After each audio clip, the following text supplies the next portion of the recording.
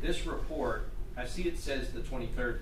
Can you tell by your notes when the report was actually finalized? Like when, because I'm sure you didn't write it on the 23rd. I would have either dictated it or started typing it out. Generally, I dictate that same day. Okay, and then, like for instance, if law enforcement said, well, okay, we want to come pick up the report, when would that finished copy that you would give to a qualified agency, when would that have been completed in this case? If you know. I don't have the final completion date of the autopsy, but I would say generally by the standards of our institution, we'll generally have 90% of our cases completed by 90 days.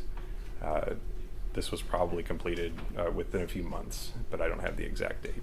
Okay, so if I said October 6th, would that be, I guess, would that be, that would be kind of within your 90 days from June 23rd? It might be a little over, but it's around that time frame.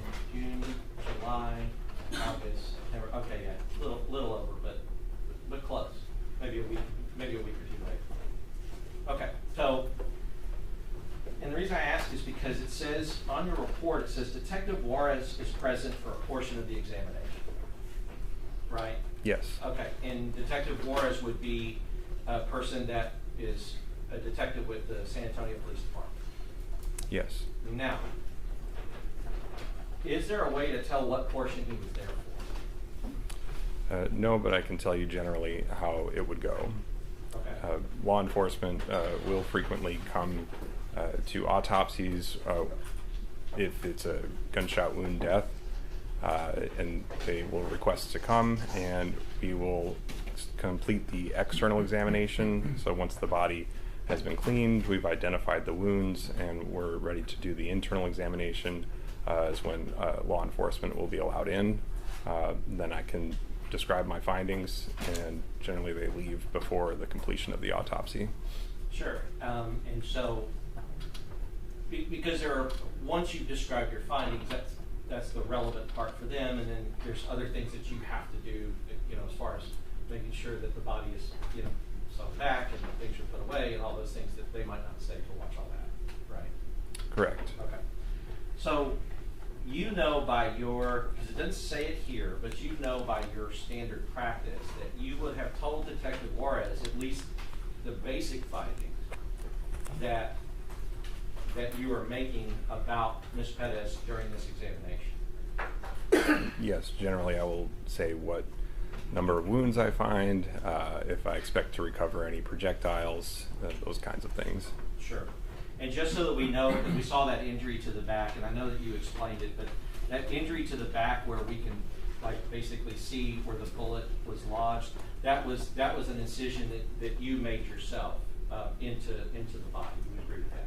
Correct. The skin of the back was intact. Okay. And so, I guess you made it there because you were assuming, based on what you saw of the entry wound, that the bullet would be around there somewhere. And with the x-ray, sometimes we use metal detectors which can pinpoint it, and I'll know right about where to get it. Okay. Yeah, so the x-ray showed you that there was a bullet, and so that's an incision that you made after the patient had passed away. Correct. Okay, so so I want to talk about that.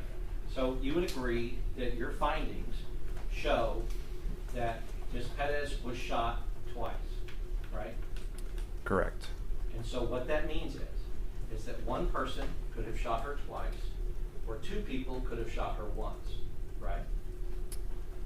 Correct. Right.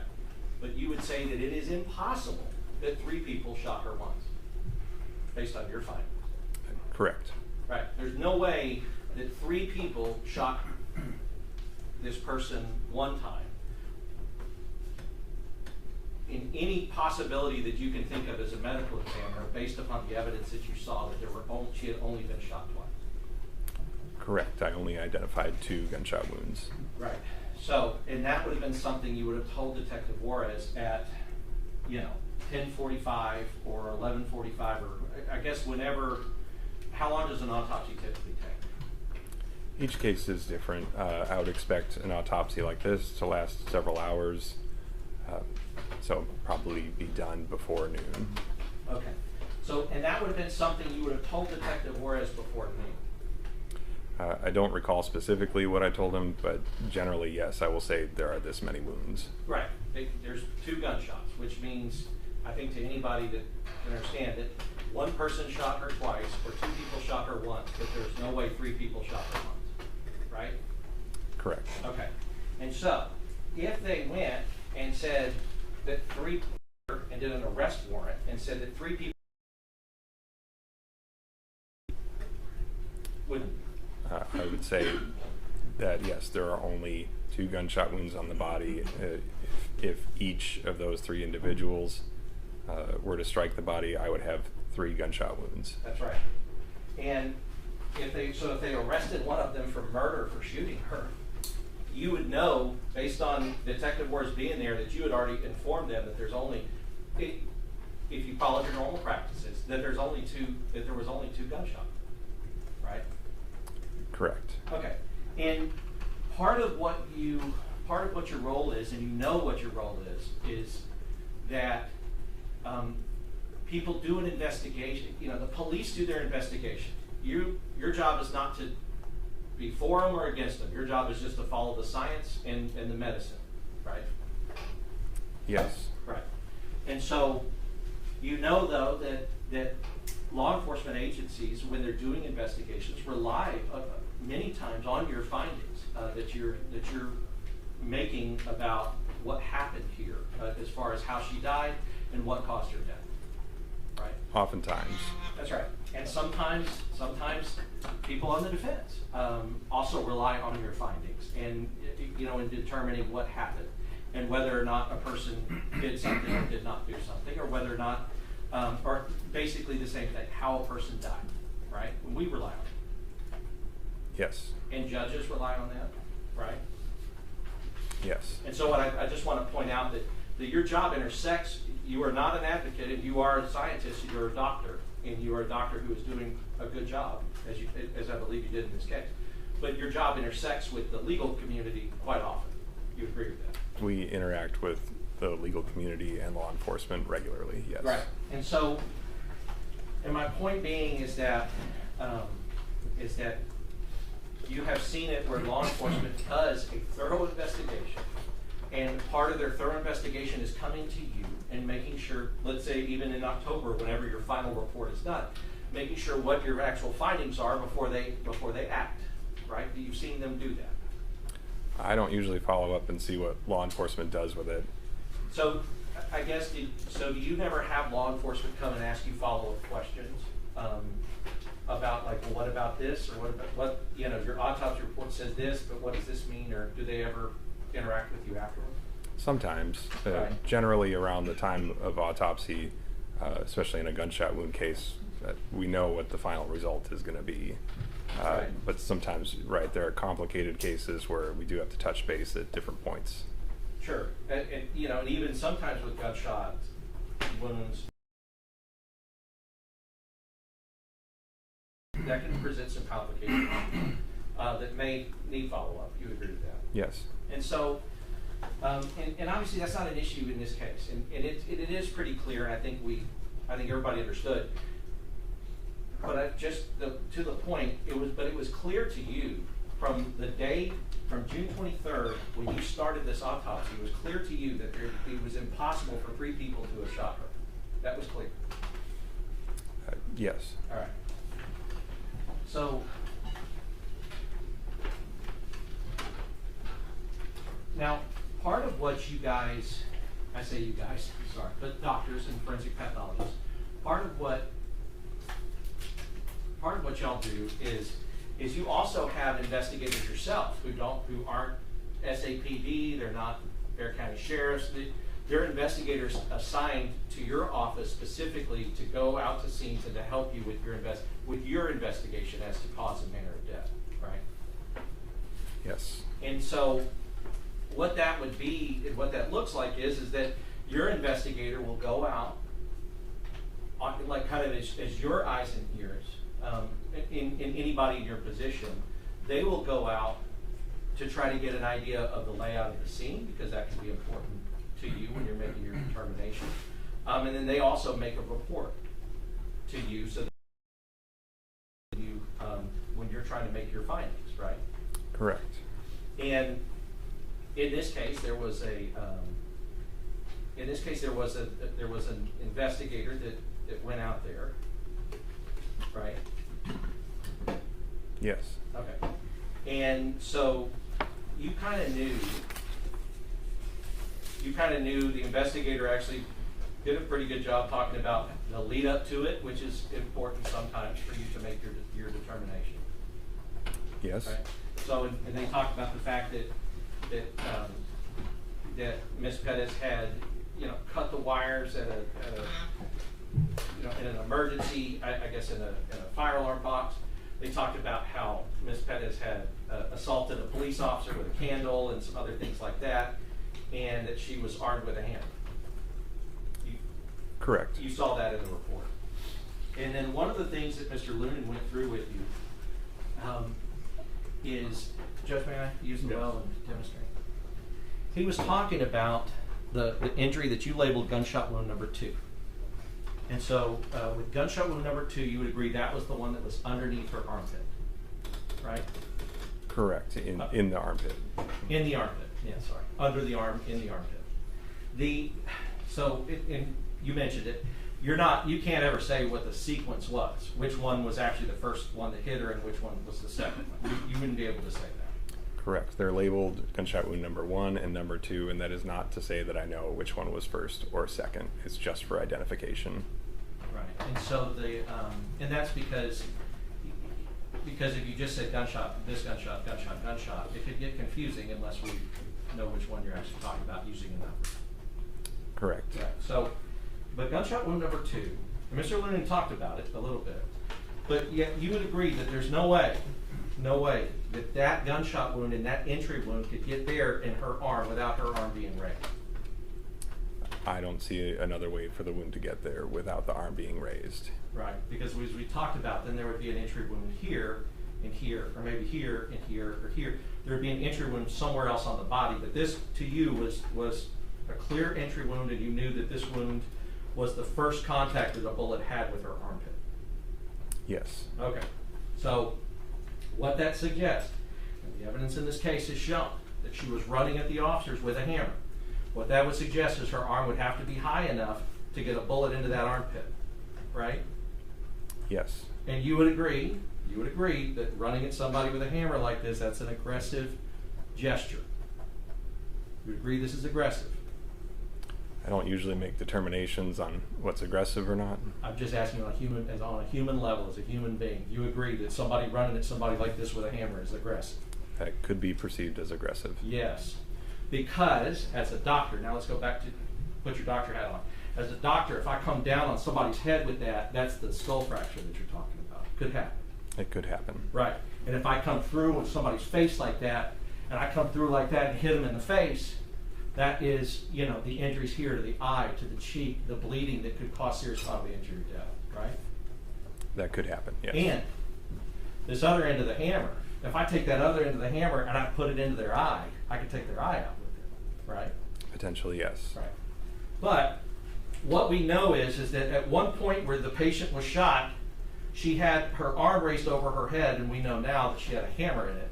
And I'm standing here kind of like a step. It would have to have been raised high. It couldn't have been raised like here, right? Because if it's raised at like a half level, you would still have the same problem with the armpit, right? Right, there would have to be a clear line of sight to that entry. And her arm would have had to have been high over her head to be able to have the bullet go through there because you didn't notice any like crease marks on either side of her armpit, did you? When you say crease marks? Any evidence that the bullet had kind of like followed into a crease here, and that's how that injury happened up there. I see. Right, there were no like grazing type wounds leading up to that entry. What there was is some abrasion and contusion on the front side of that armpit where the skin would have touched against each other. Right, and those abrasions and contusions could be like you've heard like pseudo stippling, I guess, if it goes through some other object and that object ends up causing problems. I mean, would it be something like that?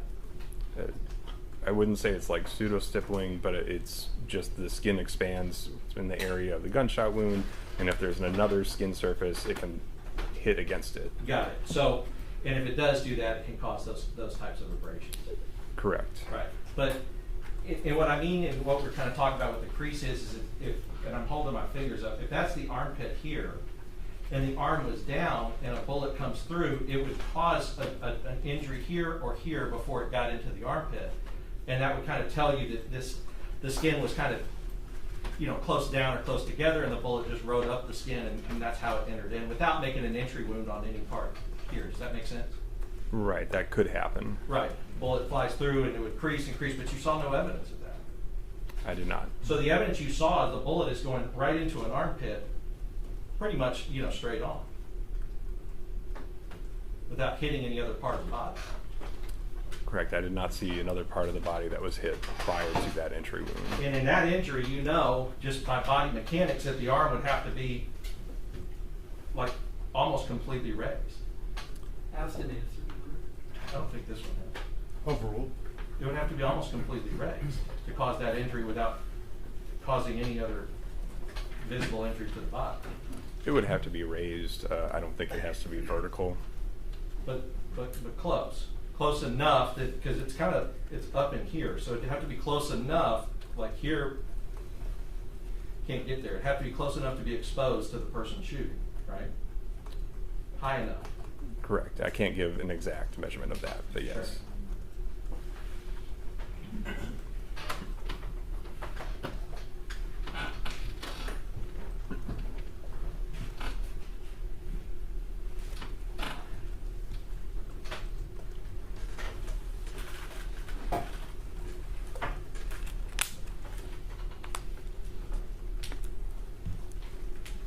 I'll pass witness.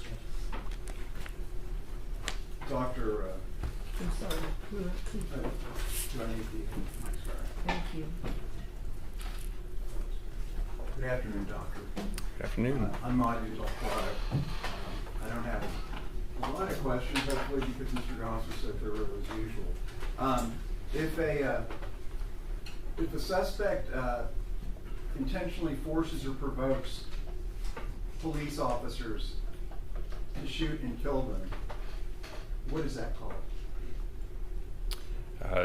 That has been described as suicide by cop. Okay, and you've heard that phrase before, correct? I have. And you've used that phrase before, correct? Never in a report. But my question is, you've used that phrase before, correct? I'm not limiting it to a report. I don't recall specifically, but I know I've heard it before. Okay. The literature in forensic science, there are plenty of articles that describe the phenomenon of suicide by cop, correct? I don't know that I'm aware of peer-reviewed articles that mention it. There very well may be.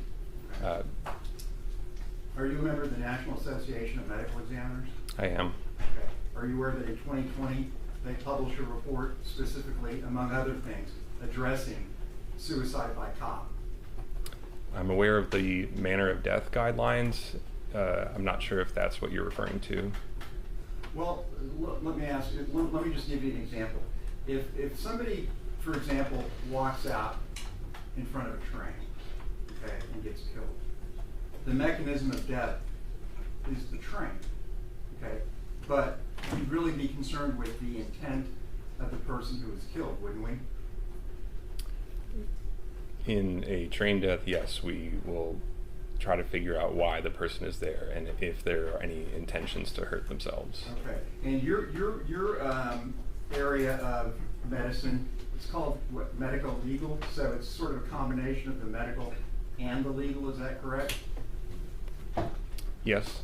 Okay. I mean, and that's kind of what forensic medicine is. It's the same thing. It's that melding or bringing together, correct? I suppose so. Okay. And have you watched or been shown the videos of the body cams in this particular case? I have seen body cam footage from this case, yes. Okay. And just to start off, with Mr. Goss, his demonstration, you've seen then, have they shown you every charge that Ms. Perez engaged in with the hammer? Do you remember how many, and by charge I mean her charging at police officers at a window or at a door. How many of those did you see? I don't recall a number. Okay. But you did see her charging, and you know what I mean by charging, right? Running with the hammer raised. You know, I described it as Chucky-like or Tomahawk-like. Do you recall that? I do recall seeing that. Okay. And that motion, that dynamic motion, is consistent with what Mr. Goss was asking you about. That's consistent with, that's why that bullet hole ended up under her right armpit, correct? Correct. That positioning is consistent with the gunshot wound. Okay. Now, if I were to tell you that there's evidence in this case, and it sounds like you may be aware of a lot of it, Ms. Perez cuts the fire alarm system to her building, okay? And then she describes herself as being schizophrenic, but she's not taking her medication. And then she denies that she's really schizophrenic. And that in and of itself is a medical condition, isn't it? Are you aware? I can't pronounce the word agnos. It's where you're denying that you have the mental condition. I do not know that she has schizophrenia. It was reported to me, and I'm not aware of what she said about that diagnosis. Okay. Well, let's assume hypothetically, since you're an expert, that she told the people at the scene, because it's on the body cameras, that she was schizophrenic and that she was not taking her medication, and among other things, making that she owned the building, that the FBI was listening to her, that she was a member of a cartel, things along those, Elvis's daughter, okay? And she flees from the police and goes into her apartment.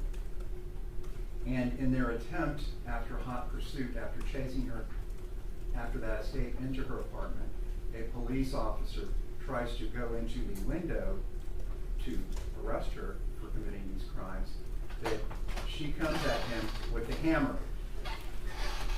And she barely misses him. Okay. Now, he pulls. Is there a question in here? Yes, it's a hypothetical. If you're losing me, a compound question. Okay, let's get to the question. okay. If you're losing me, let me know, doctor. The police officer pulls a weapon. Actually, more than one police officer pulls a weapon, points it at her, and says, "You're going to get shot." And she says, "Shoot me." What might that indicate to you if you're trying to determine somebody's intent, if the phenomenon of suicide by cop may be present? I would say someone's intent, I can't ever truly know. And it'd be important to say, when we talk about the phrase suicide by cop, that the National Association of Medical Examiners published the manner of death guidelines. And these are guidelines on how medical examiners can handle cases. Cases that would fall under that category, it says, may be classified as homicide. And at the Bexar County Medical Examiner's Office, something that would fit that type of description, we would still call a homicide for manner. It would not change the manner that I would put on the death certificate. Okay, so if I'm understanding you correctly, if it was in fact true that she did commit suicide by cop, your findings would still be a homicide, is that right? Correct. Okay. And I know we can't get into a person's mind, although it sounds like maybe we're getting there eventually. But one of the best ways to determine somebody's intent is by looking at their behavior. Would you agree with that? That can. That she attacked with that, you've already described as a deadly weapon. She attacked Officer 1 twice, and then Officer 2, and then the final, where she goes after 2 more officers. That might be indicative of, and let me throw this in, and when she is in the final occasion, there are 2 volleys. She's fired upon, when she's going after Sergeant Flores, she's fired upon 5 times, and apparently isn't struck at all, because she runs back and there's no blood apparent. And then a second later, she makes a run at the door where the other two officers are in the same manner. That would indicate, wouldn't that indicate pretty commonsensically and or forensically that she knew she was going to get shot and she wanted to get shot? In forensics, we generally don't make a determination on whether someone wants to get shot or not, unless they, say, pull a gun and shoot themselves. I would call that a suicide. Okay. Are you saying that in the literature there are no forensic pathologists that talk about trying to determine the intent of the person who was shot in order to determine if it was suicide by cop? There very well may be articles of people who would try to describe that. There are many, many articles on many topics in forensics, but I don't have an opinion on what her intent was. And is it your testimony the only way we could determine her intent is by actually somehow reading her brain? Because it sounds like her behavior isn't enough for you.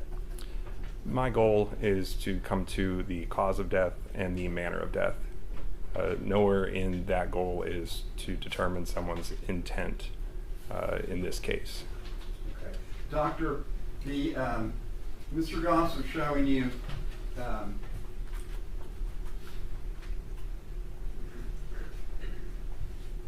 this is the exhibit, this is the That's not the evidence. Okay.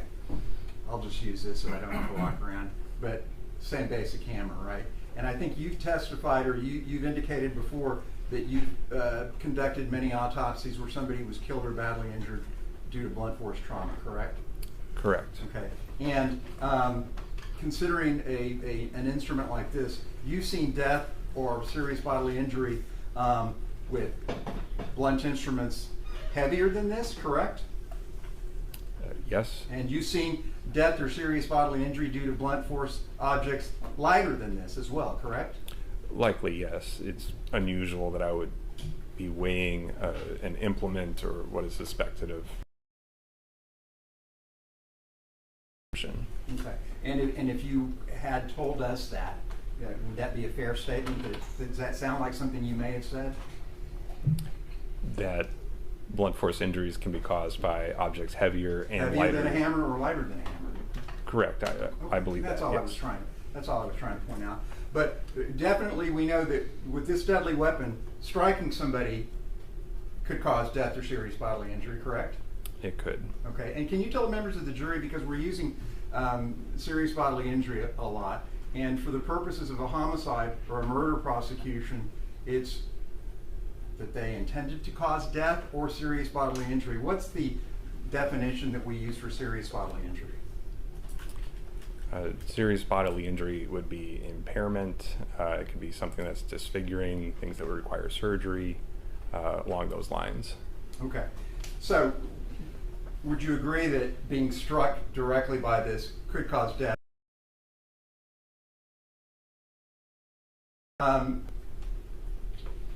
If this were hurled, if this were thrown, okay, a distance of, say, 3 to 5 feet at a human being, that could cause death or serious bodily injury, correct?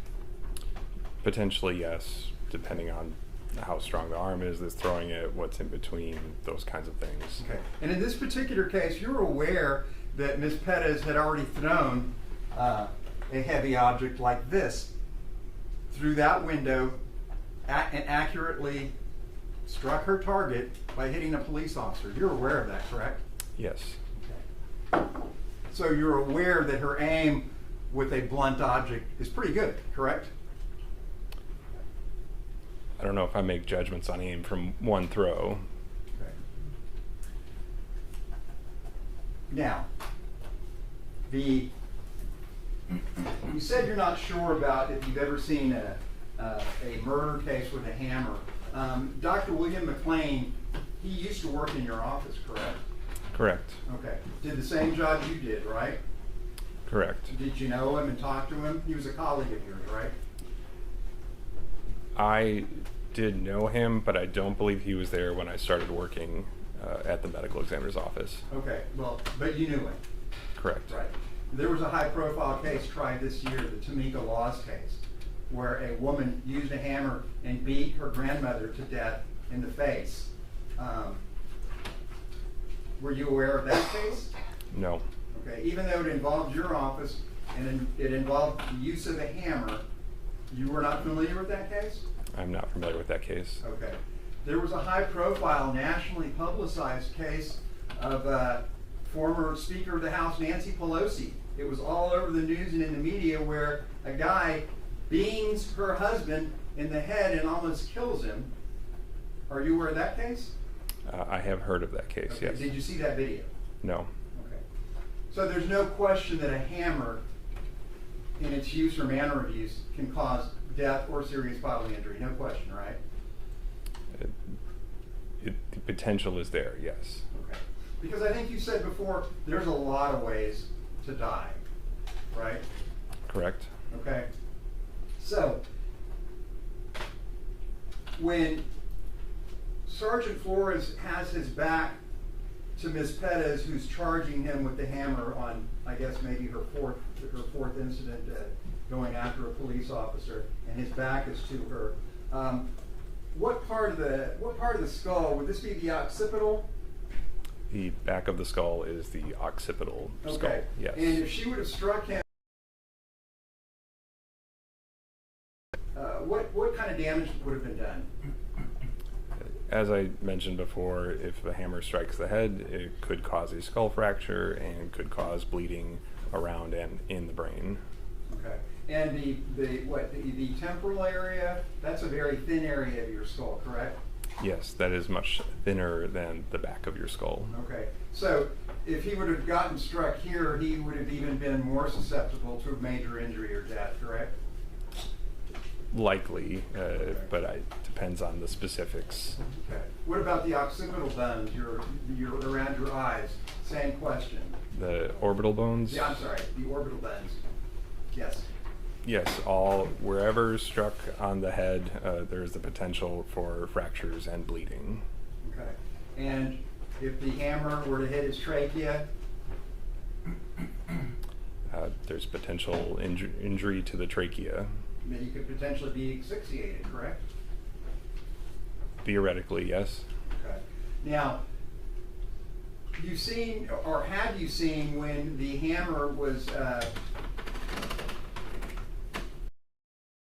being striking at Sergeant Flores or being thrown at him, and have you seen the glass breaking? I have. Okay. And did you see the glass breaking outwards? Yes. Okay. Now, unfortunately, we don't have the glass because the San Antonio Police Department didn't collect it. But would it be fair to say, can you tell the members of the jury what is exsanguination? Exsanguination is when you lose too much blood. It's a frequent mechanism of death in Ms. Perez. And I assume in the hundreds of autopsies you've done, you've seen that manner of death where somebody bleeds out, correct? Yes. Okay. And they could certainly bleed out from getting cut with large shards or potentially any shards of glass coming out of that window, correct?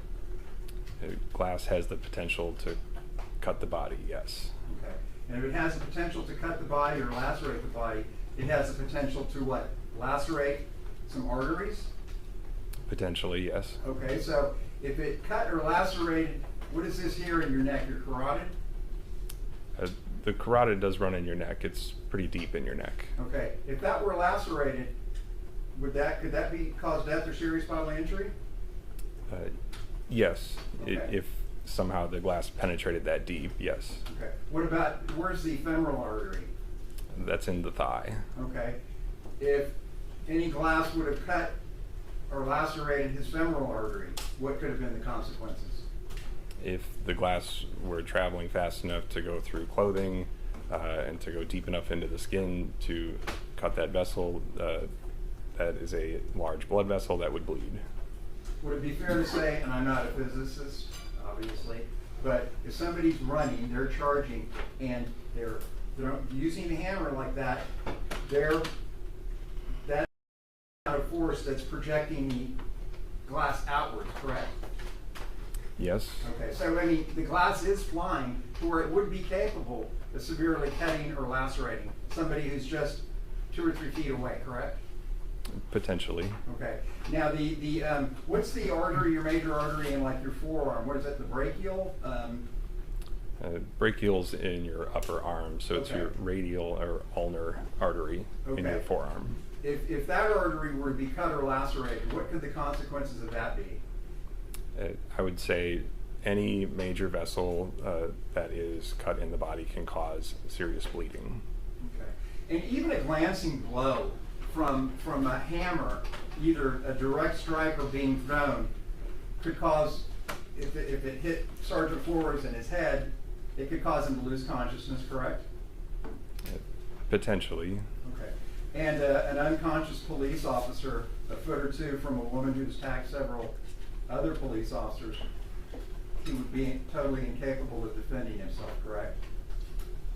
In your situation, if someone is knocked unconscious, then they would not be able to defend themselves.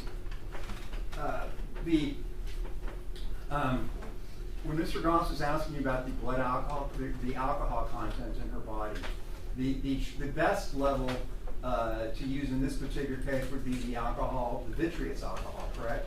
No. You're saying it would be the thoracic measure, Correct. even though she lost a lot of blood? The blood loss wouldn't change the concentration of alcohol in the blood that remains in the body. Okay, you're saying the literature is consistent with what you just said, that a major loss of blood would have no impact on the alcohol measurement from her blood? I'm not sure what paper or literature you're referring to, but in a case like this where the blood loss is very rapid, the alcohol level in other parts of the body would be a good representation of what she had at the time of death. Well, when you say other parts of the body, the vitreous was other parts of her body. Correct, but we're talking about blood alcohol concentration, and when we talk about a legal limit, we are talking about blood alcohol concentration. Can you tell this jury with any scientific degree of certainty what her blood alcohol content was at the moment of her death? The best measurement of the blood alcohol concentration at her death would be what was in her blood. And what does the AMA say everybody loses the normal use of their mental or physical faculties at what level of blood alcohol concentration? I do not know what the answer to that is. Okay. Would 0.05, does that sound familiar? I would say that alcohol affects people differently.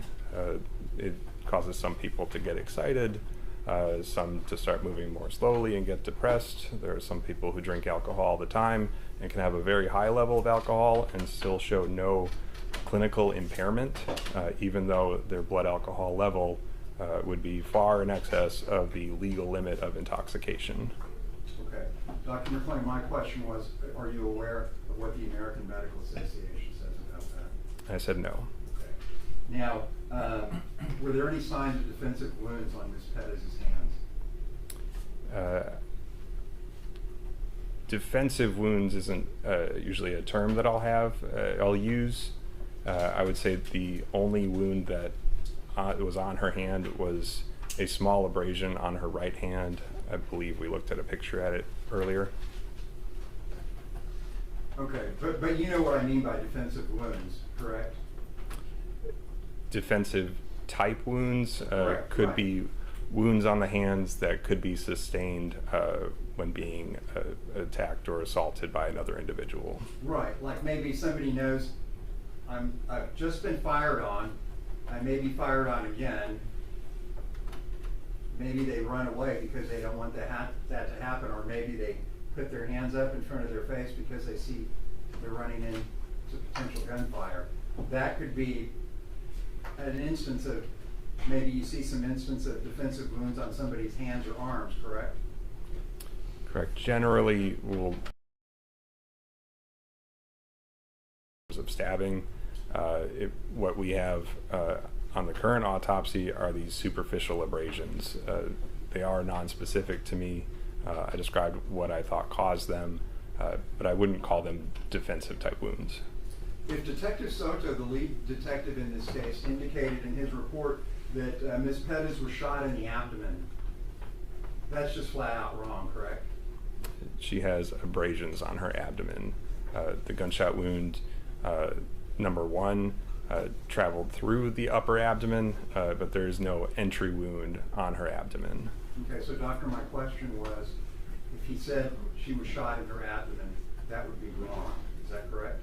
Correct. Right. And if he said she sustained graze wounds from bullets flying past her, that would also be incorrect. We described multiple abrasions on the body. There were some others we didn't talk about on her forehead and on the left chest. When I looked at them, they look like non-specific abrasions. I don't think that they're graze wounds. It's not impossible that they are graze wounds, but I don't believe they are.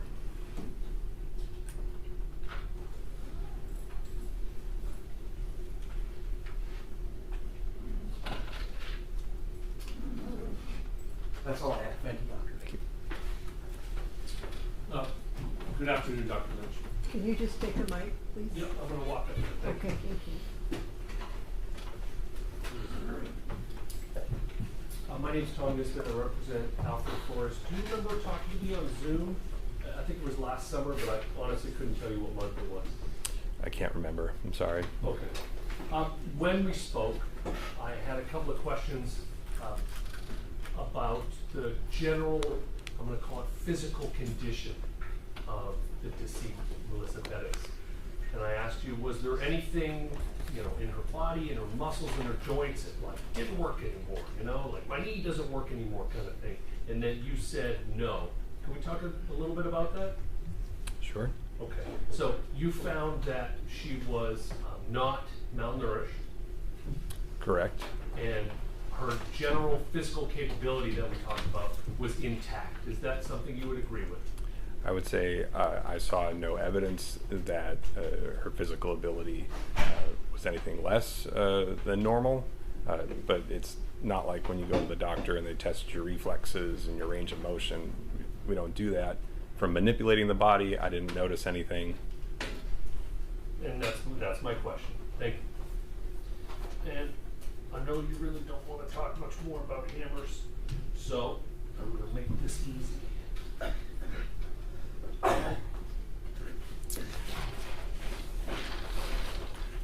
All the questions you've been asked about hammers and what hammers can do, I'm now going to show you States 154.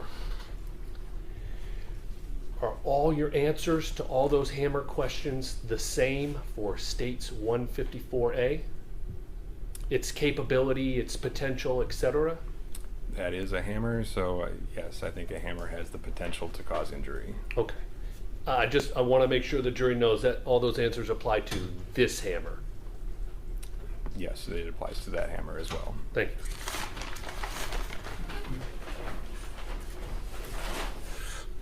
Last question I have has to do with the toxicology report. It's not available that day that you finished the autopsy, is it? It is not.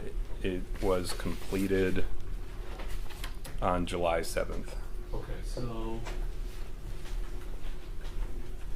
14 days later? Approximately. And does it reach you exactly 14 days later, or is it typically sometime after that? Sometime after that, but not long after that.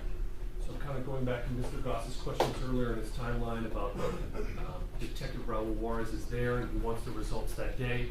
He would not have gotten the toxicology results, would he? He would not have that day. Okay. And so if the police department went out and made an arrest that day, I'm not saying you know that, but I'm telling the jury that. If they went out and made an arrest that day, they would not have waited or had the benefit of that toxicology report, would they? Not until at least July 7th. Thank you. Pass it to Ms. Judge. Dr. Melissa Ann Perez was I'm sorry, indeed- who's speaking? Oh, that's me. Can you hear me? Yes, now I can. If Melissa Ann Perez was indeed struggling with schizophrenia, would that be her fault? Schizophrenia is not something you cause to yourself. So it is not an individual's fault if they have schizophrenia. Thank you, that's all I have. So to follow up on that, this microphone.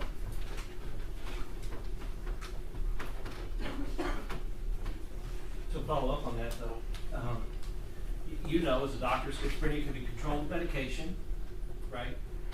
It can be. I do not treat people with schizophrenia.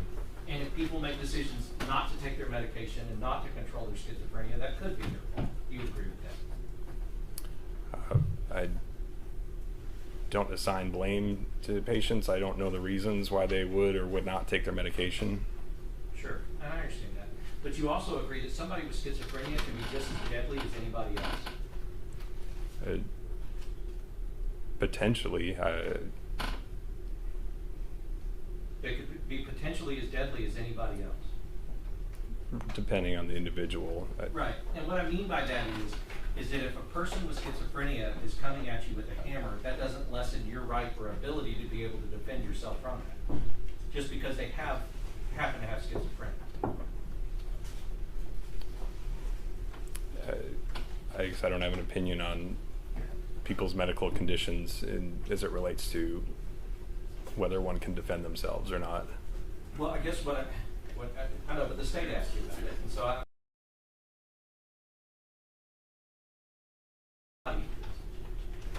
has schizophrenia. They can still be violent. You would agree with that? It can be. Right. And a person doesn't have to become a victim because the person who is coming at them and being violent happens to have schizophrenia. That doesn't make the person have to go, okay, just hit me in the face because you have a mental illness. You would agree with that? Yeah, I would say I don't make the judgments on when force is justifiable. And I'm not asking you to. What I'm asking you really to do is to say that you have a right not to be a victim from anybody, including somebody with mental illness. You would agree with that? I don't think mental illness plays a role in this, in that setting. Exactly. Because really, the only thing that plays a role is what is this person doing and what is these other people having to respond to, right? That's the only determination. And I don't make a determination on that. And you don't. That's right. So I'm not asking you to make the determination. I'm just saying that we can agree that that's the determination, and the mental illness doesn't have anything to do with that, right? As you say. Again, I don't have an opinion on whether force was justified or not. I'm not asking you to make that opinion, right? Because we have other people that are going to talk about that. But he asked you the question. The fact that she has schizophrenia, that's not any of these officers' fault either, is it? I don't know that she has schizophrenia. It was reported to me. Right. So, and if that report were true, and you said no, it's not her fault because you're born with it, but it's not any of their fault either, is it? Right. Someone does not give someone else schizophrenia. Right. And they have to respond, regardless of mental health or intoxication, they have to respond to what is happening at the time. Taking out mental health and anything else. You agree with that? Again, I don't have an opinion on whether there should be a response or not. They have to respond or not respond at the time. Do you see what I mean? They can respond or not respond at the time, but the mental health status of a person, it doesn't matter. That's not a part of the calculation. That's all I'm saying. I'm not asking you to justify anything or not justify. I'm saying that, and they asked the question, I don't know why, but what I'm saying is that, as you said, a person's mental health and their mental health capabilities and what's going on at the time, that doesn't matter if they're being dangerous to that calculation. You would agree to that? You're asking me to make that calculation, which... No, I'm not. I'm not. I'm saying it doesn't matter to the calculation, not to make the calculation. I'm saying it's irrelevant to the calculation, and you would agree with that? I'm saying I have no experience in making that calculation or what goes into it. Okay. A person with schizophrenia can burn your house down, and your house is just as burned down as somebody without schizophrenia burning your house down. You would agree with that? Yes. Okay. A person with schizophrenia can shoot you in the face, and that your face is shot just as much as it is with a person without schizophrenia. You agree with that? Yes. A person with schizophrenia can hit you in the head with a hammer, and your head is hit with a hammer just as bad and just as dangerously as a person without schizophrenia hitting you in the head with a hammer. You would agree with that? Right. I'm saying it doesn't play into a calculation of.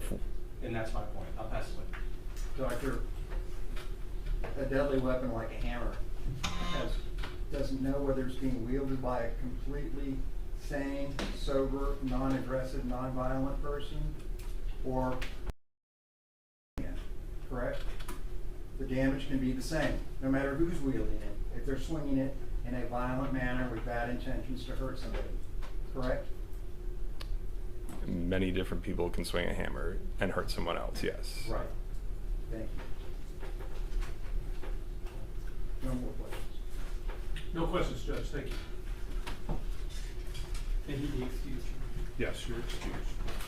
If you don't mind gathering up the documents and leaving them up on the ledge for the court reporter.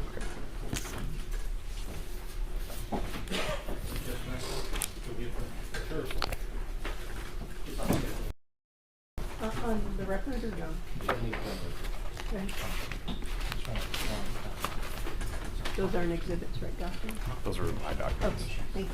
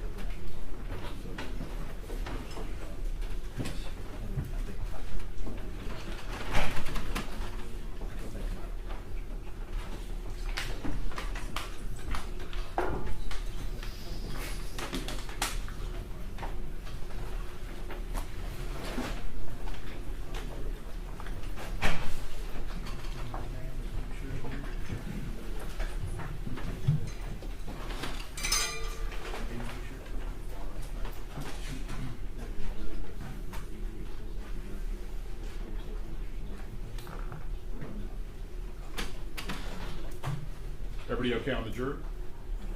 All right, state, call your next witness.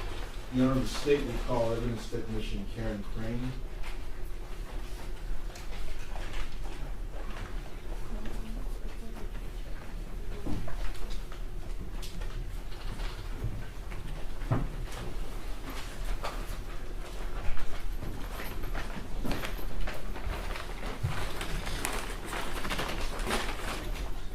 You have a seat, please.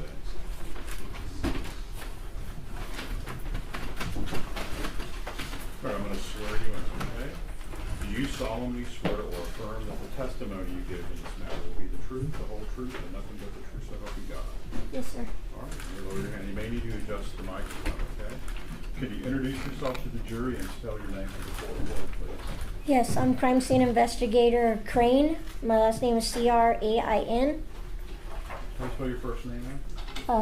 Carin is my first name, and my last name is Crain. All right, state. CSI Crane, how are you this afternoon? Fine. How long have you been a crime scene investigator with the San Antonio Police Department? For a little over 17 and a half years. 17 and a half? Yes, sir.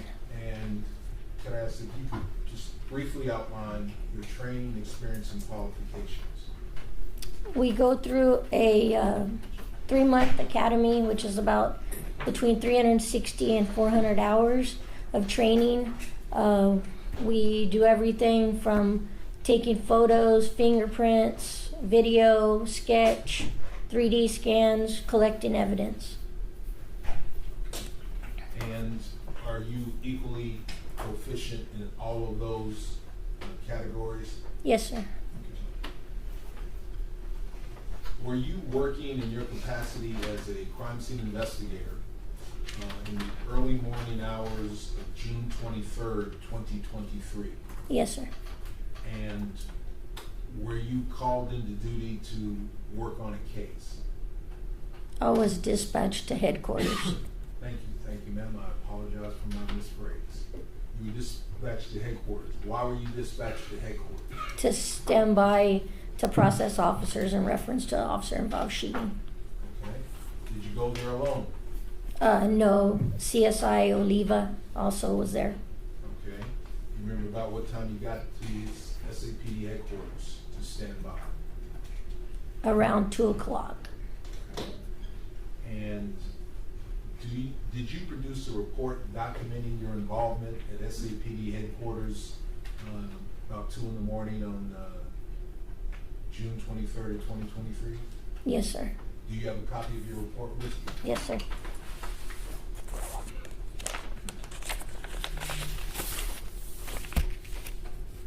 And may I approach witness, Your Honor? Yes.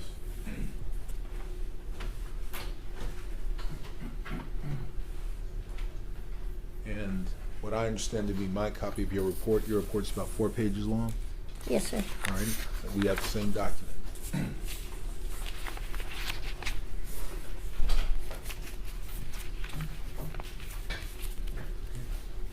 What did you and CSI Oliva do at the SAPD headquarters that morning? We stood by until the officers arrived, and then she photographed each officer, and I collected their weapons and counted the rounds that were in their weapon and the magazine. Okay, and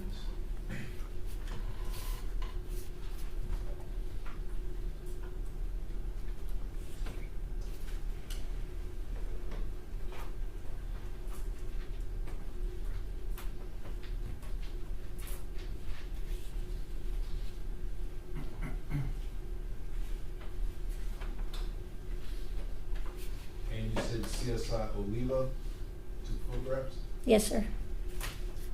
Your Honor, may I approach with this? Yes. I'm showing you what has been marked as State's Exhibits numbers 175, 176, and 177 for identification. Do you recognize the individuals who are in State's Exhibits 175 through 177 for identification? Yes, sir. Are these the 3 officers whose weapons you collected and whom CSI Oliva photographed that day? Yes, sir. Tender states 175, 76, and 77 for identification to defense for inspection, and move to introduce 175, 6, and 7 into evidence. I'd like to take the witness on board there. Yes. Ms. Crane, if I call you Ms. Crane, do I call you Ms. Crane or CSI Crane? Either way. Okay. Were these photographs taken before they were reissued new weapons? Those photos were taken when they arrived at headquarters. Okay, but you understand that in an officer-involved shooting, their weapons are collected and then they're given new weapons to replace the ones that are placed into evidence, correct? As far as I know, that doesn't have anything to do with what I do. I know, but I'm asking you, do you know that you took photographs of the weapons they had before, or were these photographs taken of the weapons that they were given afterwards by the armory? Those are taken of the weapons that they had when they arrived at headquarters that night. Did you take any photographs of the ones of these officers when they were given replacement weapons? That's what I'm asking. No, sir. Okay, no problem. Move past. No objection, Judge. All right, they're admitted. No objection from us. All right, they're admitted.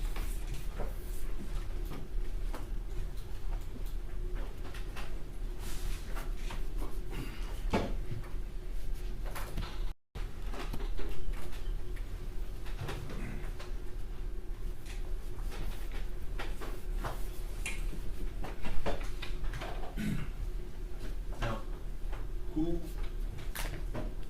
was the first officer that you worked with? Whose was the first weapon you collected? Villalobos.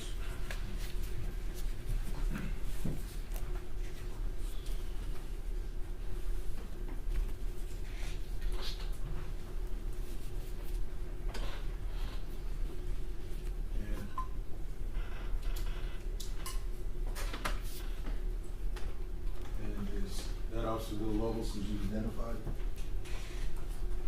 I only see the bottom half.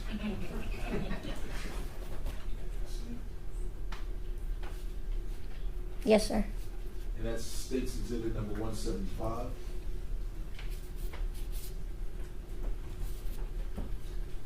State's Exhibit number 176. Is that defendant Alejandro? Yes, sir. And then State's Exhibit 177. Is that defendant Flores? Yes, sir.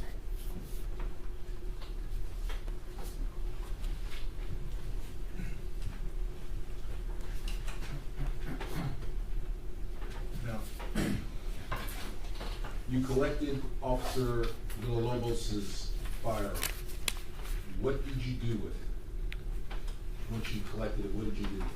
Once it was made safe, it was laid out. Photos were taken of the firearm, and then a round count was done of how many, one in the chamber, and then however many were in the magazine. And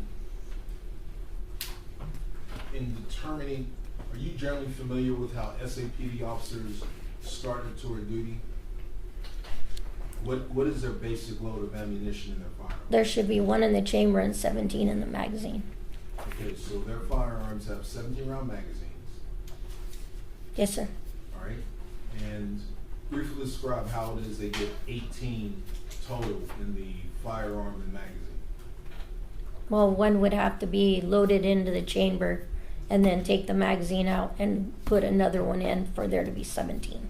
Okay, so they put a 17-round mag in, chamber a round, eject the magazine, replace that round, and then put 17 back into the weapon, right? Yes, sir. As far as I know, that's how they should be. And how many extra magazines do they typically carry? 2. And so 2 17-round mags, 18 in the weapon, a total of 52 rounds. Yes. And so, and is that how you started your count, your inventory when you look? They make it safe and one comes out, and then I count how many are left in the magazine. Okay. And then the other magazines, they are counted separately after that, the firearm and that magazine is collected as evidence. Okay. And after performing that count, how many rounds went off of the Lobos' magazine? I mean weapon, I'm sorry. In his firearm in the chamber and 14 in the magazine.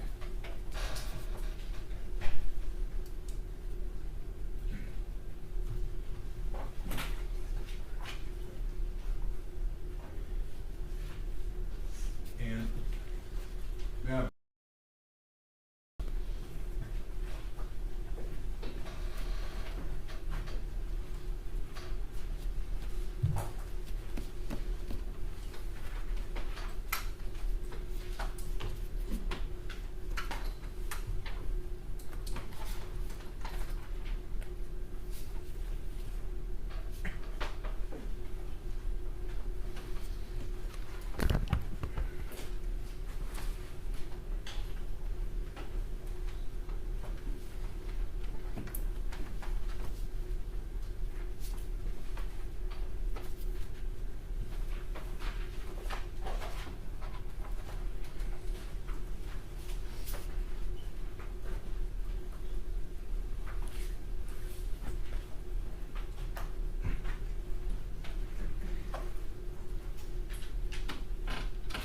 so after you identified the count, and how many total rounds did you determine with Officer Villalobos' weapon? 1 in the chamber, 14 in the magazine removed from the firearm, and 17 in each additional magazine. All right, and so by my count, from 52, he had,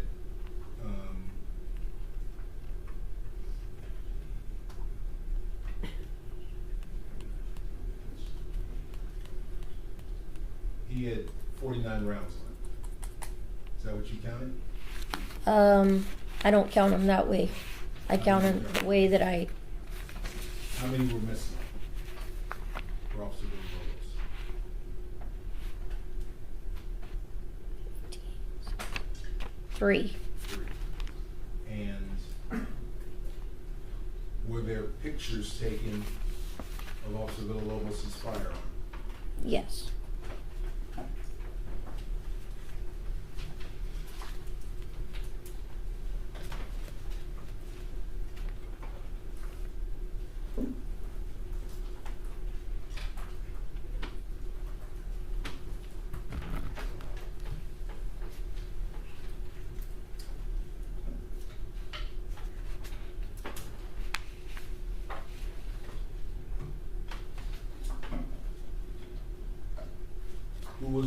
Whose was the next officer's weapon that you checked? Sergeant Flores.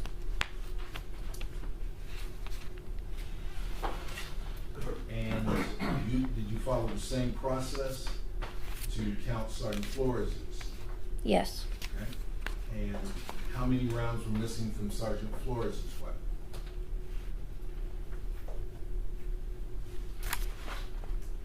Let's see. 3.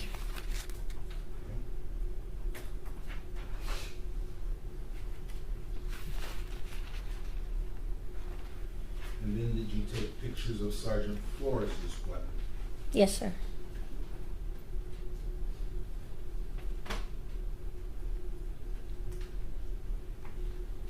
And then finally,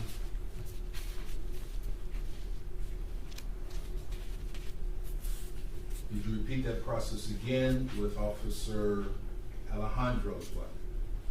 Yes. 1 in the chamber, 7 in the mag. And then the extra 2 had 17. And so he had how many rounds had been expended? 10. What do you do with that information once you determine the round count? And first off, besides yourself and CSI Oliva, who else is in the room when this process is happening? The homicide sergeant. You know who that was? Yes, it was Sergeant Whittaky. And he is observing and witnessing the counts and the photograph? And the Yes, as it's being done, then the information is being given to him. What do you do with the information once you determine the number of rounds that have been expended from each weapon? We contact the CSIs that are already out at the scene where it's occurred, And why is that information important to those CSIs? so that they know how many spent casings they need to locate.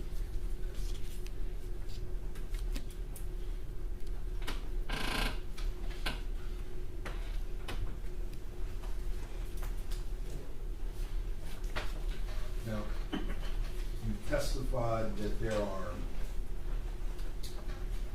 on your report, after you take photographs of the weapons, what are you specifically photographing on each weapon? Both sides of it and the serial number. Okay? And is that serial number a unique identifier to that weapon? Yes, Okay? Did you document the serial numbers of the weapons that were photographed on your report? yes. Well, they're documented in the property sheet part of it. All right, is that page 2 of your report? Yes. And what are the serial numbers that you've listed on page 2 of your report? The first one was just tell me what the number is. NMP 8375, NMR 3596, NMR 7965.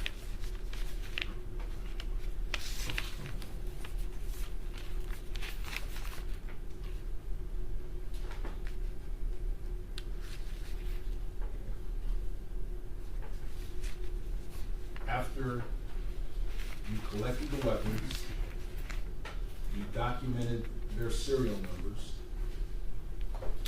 what do you do next? Then after that, we download and do a round count of their extra magazines, and they're photographed. All right. And so the photograph first and the round counts, Yes. okay? Aside from taking the photographs that you all took of the officers, the round counts, how do you conduct the extra round counts? Just describe it briefly to the jury. They're counted out and put into what the rounds would come in a box, an empty one. The rounds are counted out into that, and it's photographed to show how many were there. Okay, so that is also documented. Yes. After the process is over, what do you do with the extra magazines? They're returned to the officers. What do you do with the weapons after you have taken them and determined the number of expended shells? We collect them, then we take them back to the crime scene unit, and that's where they're packaged. And once they're packaged up, then they are placed in the secure property room in South Frio. And then after that, because it's at night, the next day is when the property room personnel come and they collect all the evidence and take it back to the main property room. Okay, and is that transport between the property room at the crime investigator's office? You already said it's secured? Yes. And the movement to the main property room, is that also done with SAPD personnel and security? That's done with property room personnel. Okay. The evidence that you collected, the 3 weapons, do you enter that ultimately into what is it called the Q1 evidence report? It's entered into file on Q. Is that I'm what sorry, produces? what? File on Q?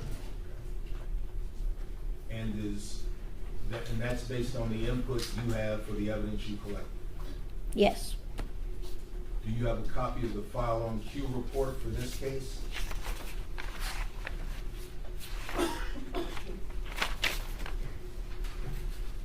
Not the whole page.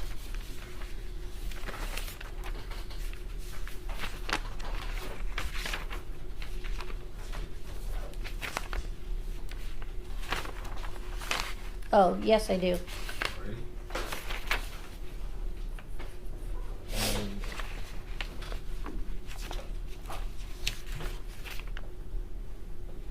You have a total of 6 pages? I have a total of 4 pages with my report. I'm talking about the file on Q report. No, I don't have that. I just have where it's attached to my report. Alright. So those 3 serial numbers you identified.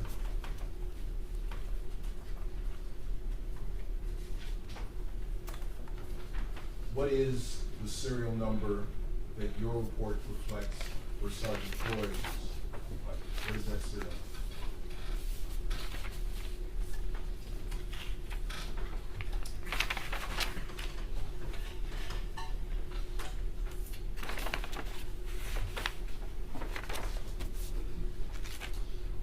NMP 8375.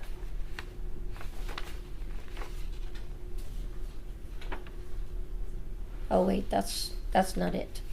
His should be NMR 7965 for Sergeant Flores.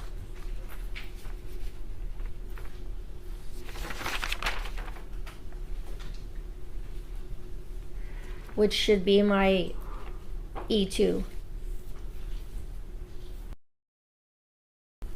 that's what I understand.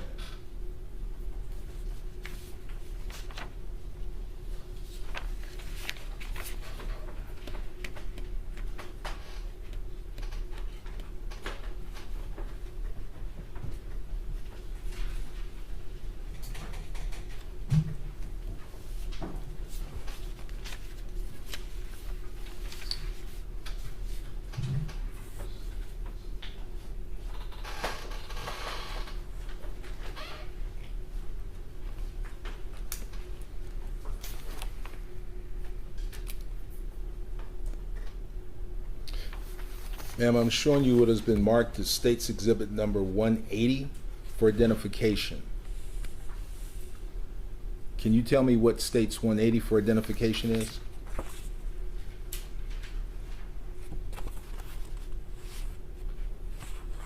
It's one of the officer's firearms. Okay. Are you able to read the serial number that's in the picture? Not the whole thing. Yep. In the future, we need to bring a magnifying glass. For the record, Your Honor, I am tendering State's Exhibit number 1. It is a notice of business record affidavit from a Blanca Hall, the San Antonio Police Department. It was filed with the court on April 29th, 2024. Contains a signed hand receipt for an M&P, a Smith & Wesson M&P 9mm weapon that was issued to Defendant Flores on April 19th of 2023. Self-authenticating document. It is what it purports to be.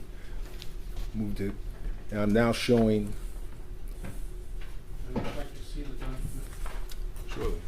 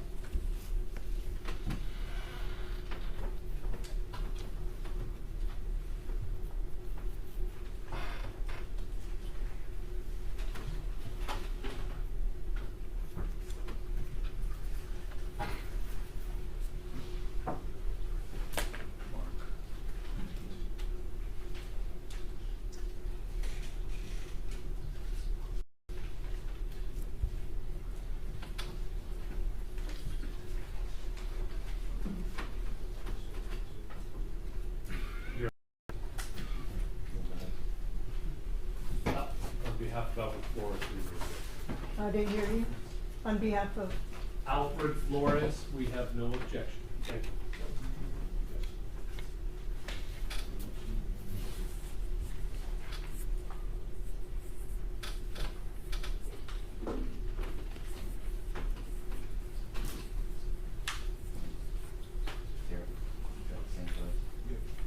We have no objections to Villalobos, Joseph. The stage represented to us is going to be the same for Nathan Villalobos. Yes, We have no objection. And so the hand receipt for Defendant Alejandro is States 182, and for Defendant Villalobos is States 183.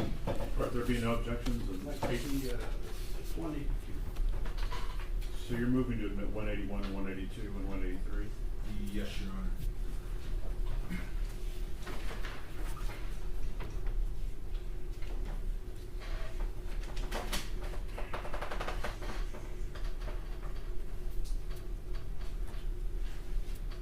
Well, Your Honor, the exception of the fact that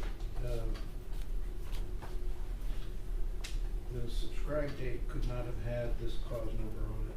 The 2023 CR 11510B. It's impossible for it to have the cause number in the original document if this was sworn on the 5th of December 2023. If they're agreeing to scratch that out, we have no objection. And for the record, Your Honor, it was the date on the document is approximately 5 days before indictment. It does have the judicial number that underlies the indicted cause number. Make sure that the original document could not have had the cause number in this case. I acknowledge it does have the underlying judicial number that is consistent with the indicted cause number in this case. I will scratch out the cause number in this case. All right. for states 182. So after that, would there be any objection to 182? No objection with that understanding that that's an impossibility for the original document to have that. All right, so states 181, 182, and 183 are admitted.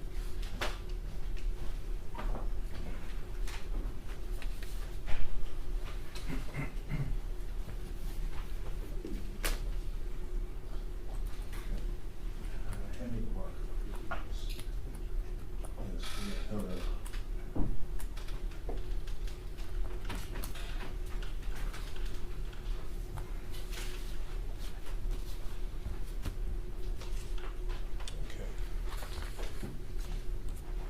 So, ma'am, from the evidence queue report, what was the serial number for Sergeant Flores' weapon?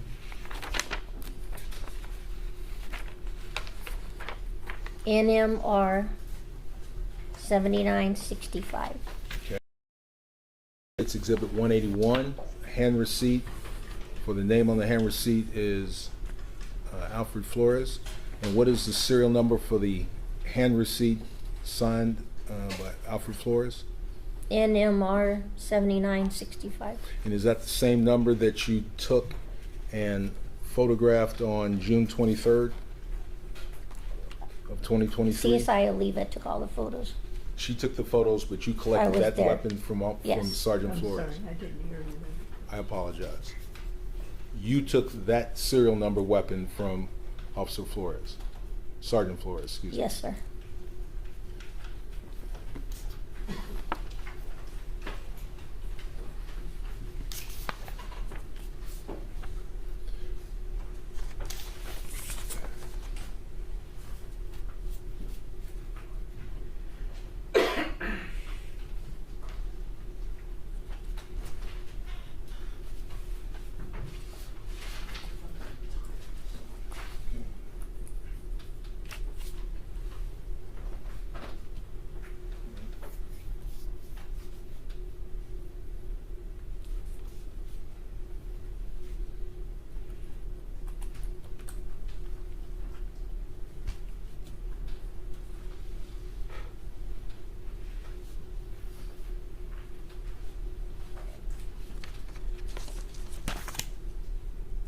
What is the serial number for the weapon you took from Officer Villalobos?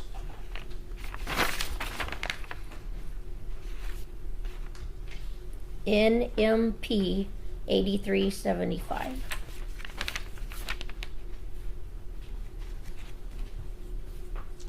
I'm showing you what has been marked as State's Exhibit number 179 for identification. What is the serial number 179 for identification?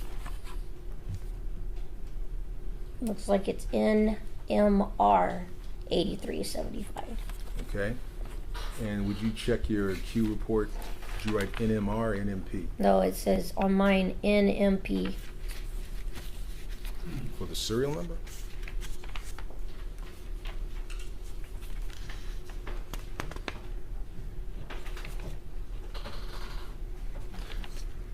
I'm looking at the evidence Q report.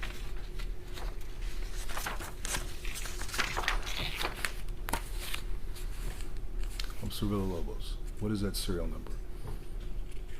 NMR 8375. Okay. And is that the same serial number that is on the hand receipt that is States 183? Yes. Okay. So the weapon you collected on June 23rd is a weapon that was hand signed for by Officer Villalobos earlier. Yes. And what is the number of the weapon you took from Officer Alejandro?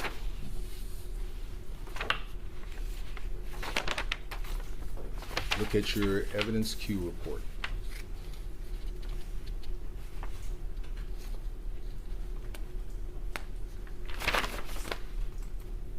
I don't think I have the full one in my papers. Okay.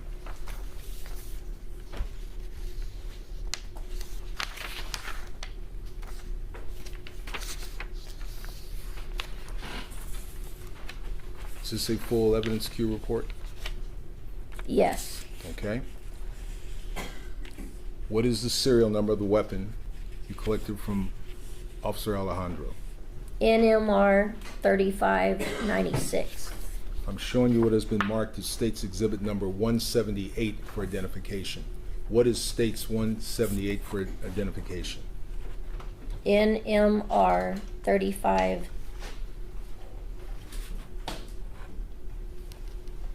I can't read what the rest of it is. 3596 is what Okay. it looks like. And is that the same serial number on your evidence queue report? Yes. Okay. And I am showing you what has been admitted into evidence as State's 82, a hand receipt. What is the name of the officer there? Elazar Alejandro. And what is the serial number he signed for? NMR 3596.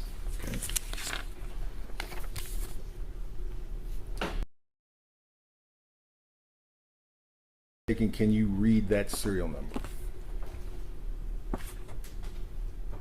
NMR 3596.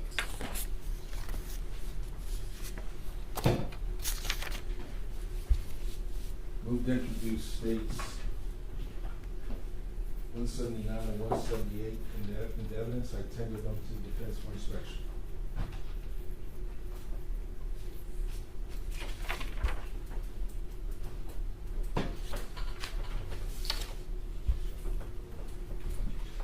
Objection, Judge. No approach.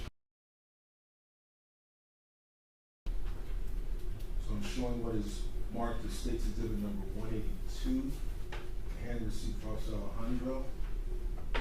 Shows serial number 3596.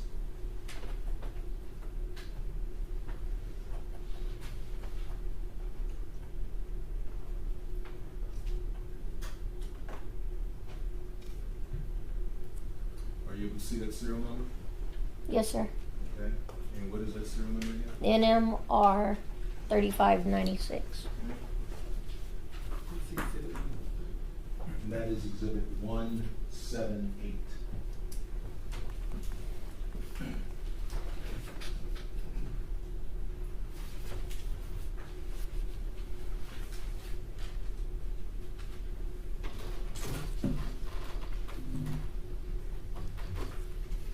The hand receipt for Defendant Lobos states 183.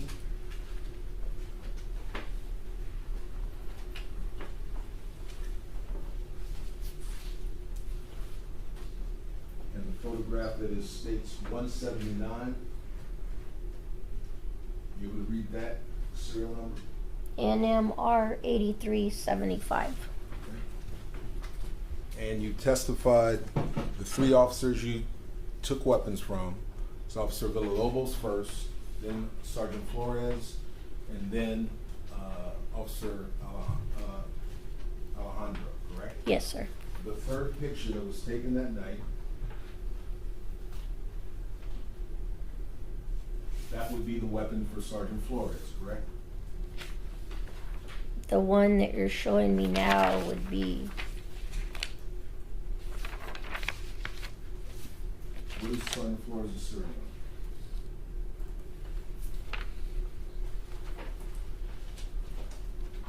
NMR 7965.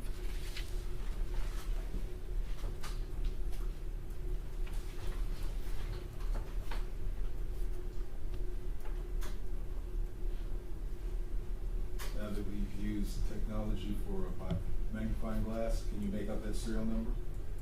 NMR 7965.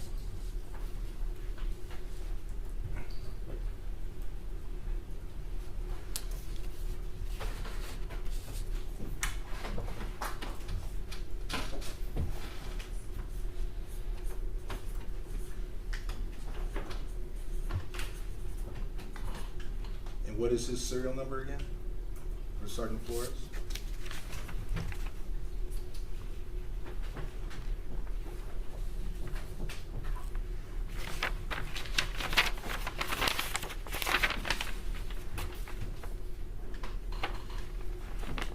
NMR 7965. And how many rounds were expended by Sergeant Flores? From your original round? He had 1 in the chamber, 14 in the mag, so he's missing 3.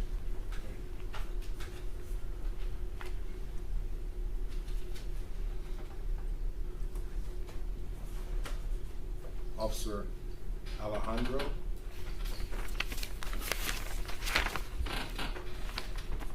One in the chamber, 7 in the magazine. And so he's missing how many? 10.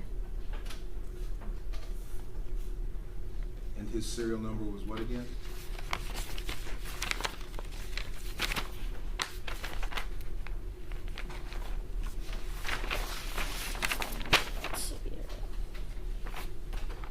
NMR 3596.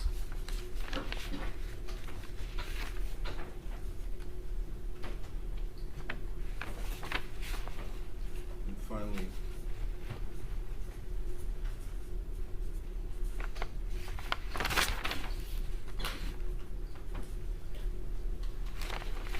what was the round count for Officer Villalobos? 1 in the chamber and 14 in the magazine, so he's missing 3. And that serial number was? I think your sheet has the correct one on it. Mine has like a misprint. It's in my report. Right. And I'll ask you to look at the evidence Q report.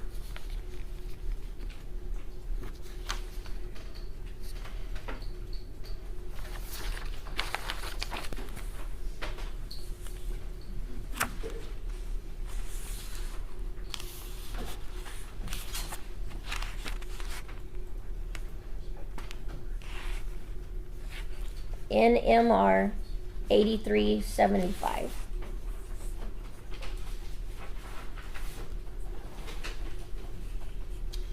Your Honor, I would mark.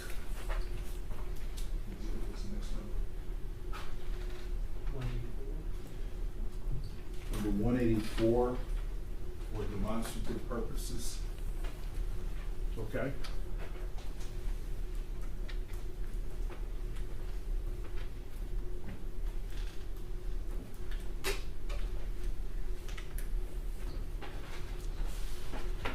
Aside from performing the round counts of all the weapons, taking the weapons and entering them into evidence, well, obviously, did we actually ask you to bring any items of evidence here to court with you today?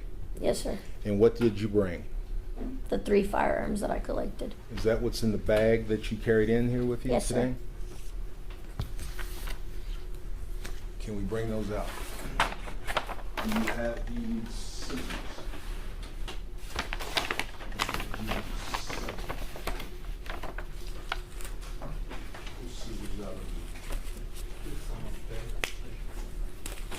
There's some scissors up here. Okay, so let's look at the first thing you're going to pull out.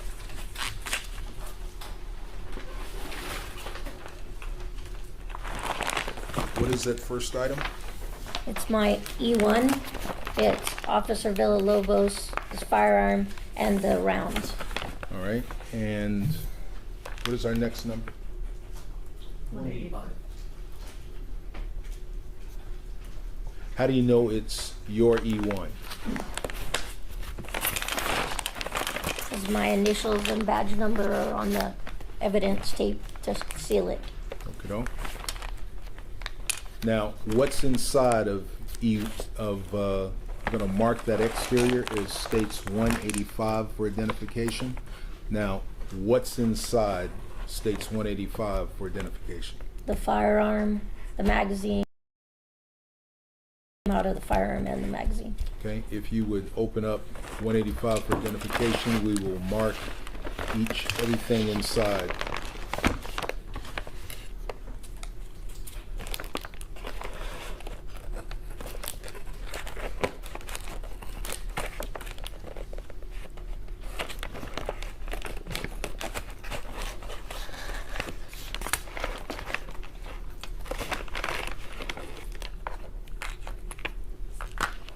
What's the first thing you pulled out? This must have been put in by the lab.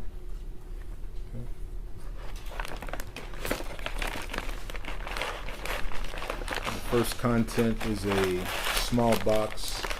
It says 9mm SR. Is that serial number? What serial number do you read there? The serial number right here, Yes. NMR 8375. NMR 8375. So this goes with that weapon. So it's a small box. I'm going to label it 185A.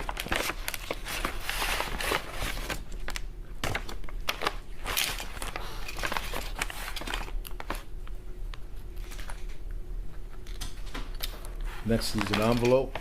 What does the envelope contain?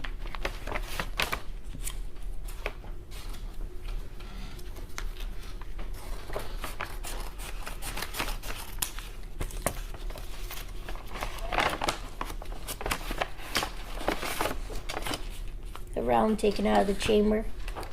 Okay. The outer envelope we're going to call 185B. It's the outer envelope. Then 185C will be the round from the out of the chamber. Well, better yet, 185B1 will be the round taken out of the chamber.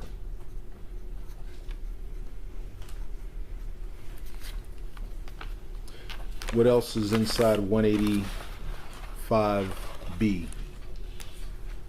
The magazine taken out of the firearm.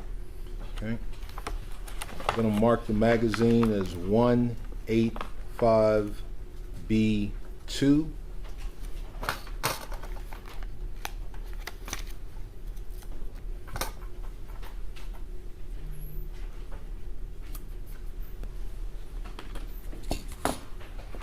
What else is inside 185B? The rounds taken out of the magazine.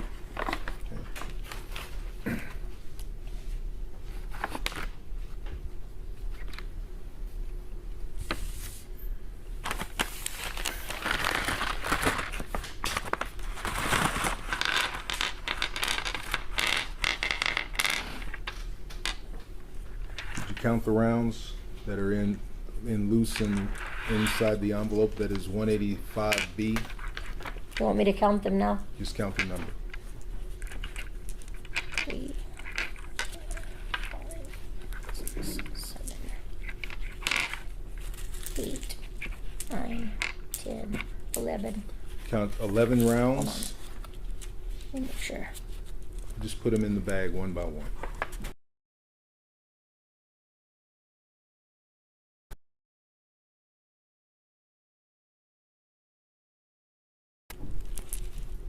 Eight, 9, 10, 11, and 12.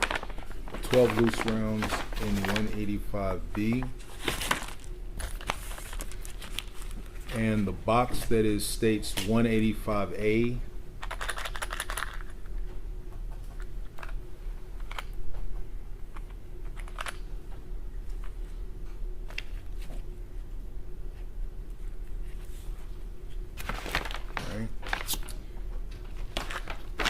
States 185A.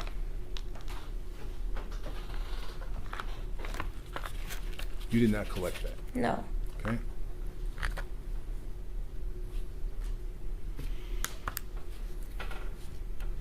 So we have 185B that has 185B1, 185B2, and 185A from a subsequent search. Back of 185A. I don't see a date. On the back.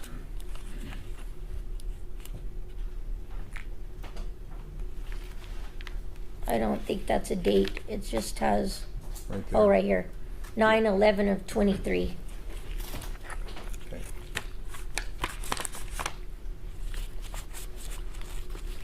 So states 185B, I'm putting 185A, B1 and B2 back inside 185B, and 185A is going back into the exterior envelope of 185. What is the next item?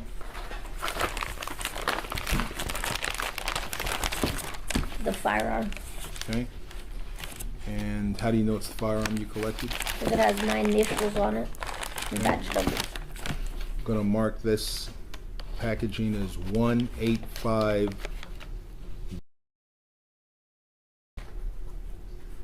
Already have 185B, No, D, Delta. 185B.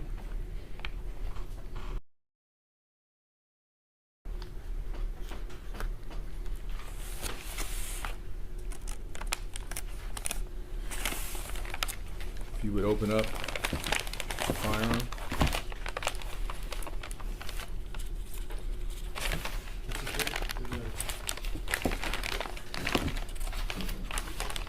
You can come over and inspect just so we can make sure it is. I understand it is, but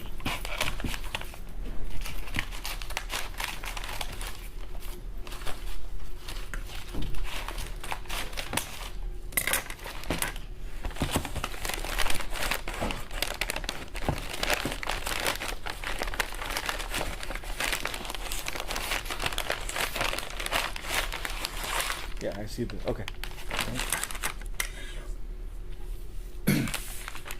and so the exterior of 185D, which is the firearm, and what are its contents?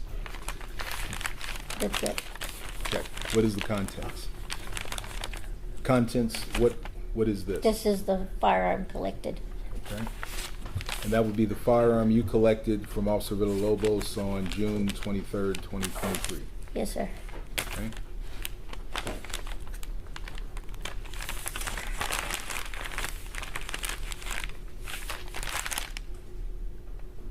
Okay.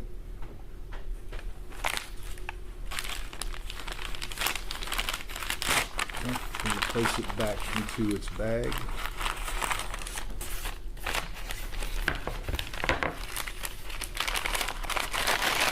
So here's, and you mark the firearm. Nope. We'll call the firearm, mark the firearm as 185D1 Delta 1. Thank you.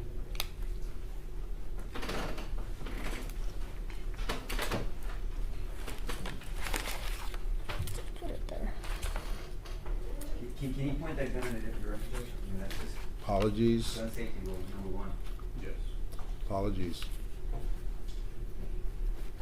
Might need some extra tape on that. All right, I think that's sealed.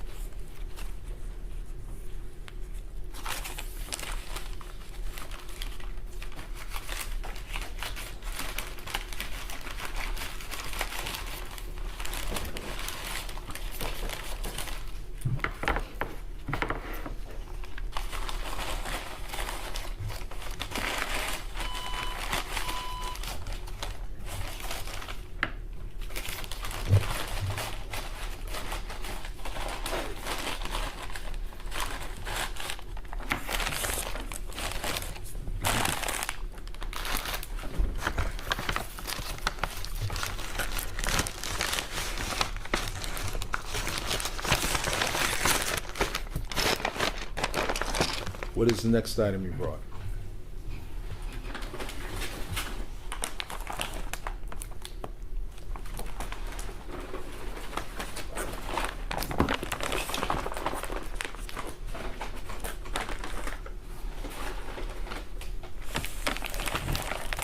E2 that was collected from Sergeant Flores. Okay. Well, and so, how do you know it's what you collected from Sergeant Flores? My initials and badge number are right here. Okay. We will mark this package as 186 on the exterior packaging. All right. If you would open states 186 for identification.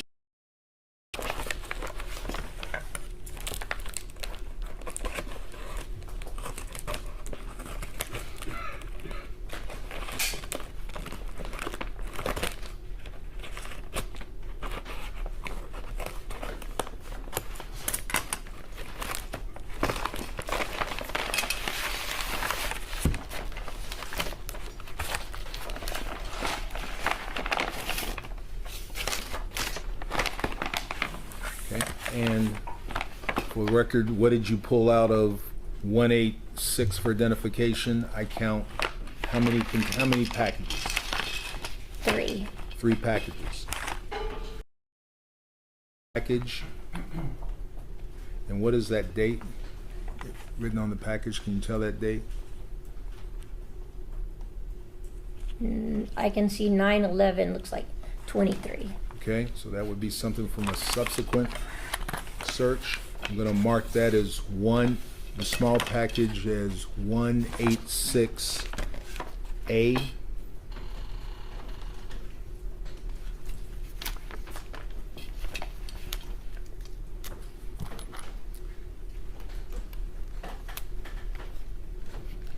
What is the next item? It's an envelope. Yes, sir. I'm going to mark that envelope as 186 Bravo.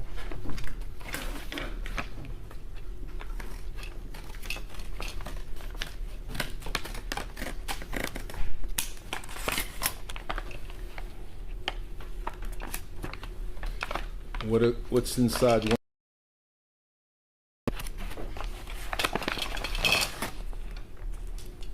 The round from the chamber. We'll mark that as 186 Bravo 1.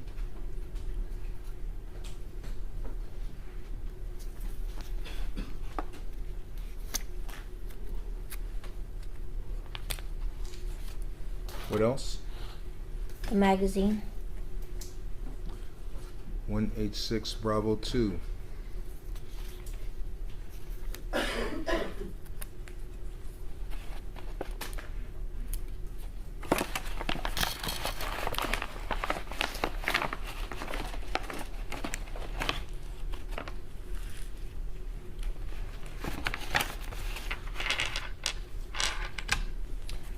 And what's the final thing you pulled out of 186 Bravo? The rounds that would have came out of the magazine. Okay, are they all out? Yes. All right, count them as you go back in. 1, 2, 3, 4, 5, 6, 7, 8, 9, 10, 11, 12.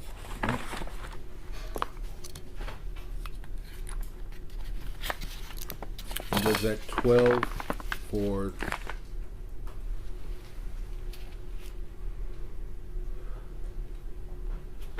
Officer Villalobos? Does that track with your initial report from June 23rd of 2023? Yes, but these little boxes were not put in there by me. Yes. Ms. Crane, so are those 12 rounds from one of the magazines that was in the gun at the time, or his spare mag? No, that's from what was in his gun. And how many were issued to him initially? How many 18. rounds? 18 minus 3 would be how many left over? Would be 15. And you just counted 12? Yes, and the one that was in the chamber. So that would be 13? Yes, so there's, Where are the other 2? that's what I don't know. This package has been opened by someone other than me. Okay. So After there's I- rounds missing though. There should be 13, there was 13, and there should be one more, or 2 more. So I don't know what's in these boxes. Yes, ma'am, I did Yes. math, but I'm asking, that math doesn't add up on what we're doing right now in front of this jury, right? There's rounds missing, right? There's rounds missing, but the package has been opened by someone else. And it's not you, No, and that would be considered chain of custody, and you didn't break that chain. No. Right? Thank you. once I turned it in just like this with my initials on it, and then there's also, Yes, it's ma'am. been opened by other people. Yes, ma'am. Okay. I'm shaking what is marked as states 186A and Sorry, what's that?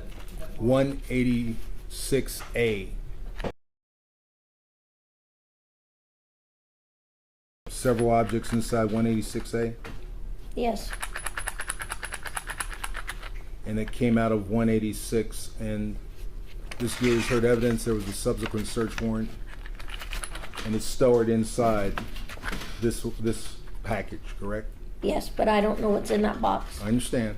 You do not know. Placing all the contents back inside 186B. And then what's the final thing? The firearm itself. Okay. I'm gonna mark the exterior packaging as 186C, Charlie. And if you would open it, please.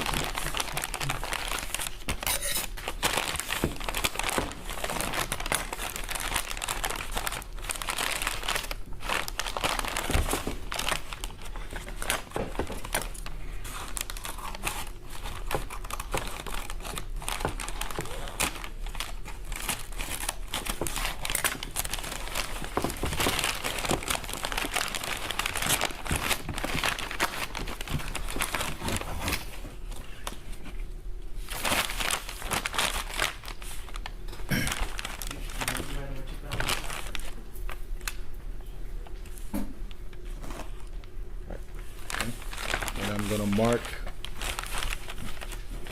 the firearm as 185C1. 186? 186. I stand corrected, 186.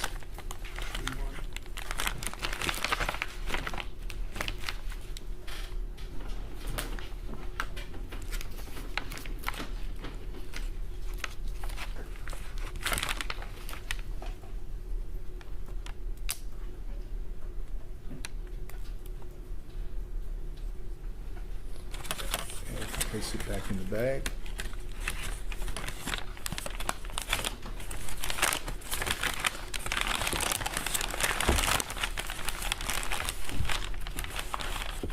Place that back inside 186 and 186 Bravo.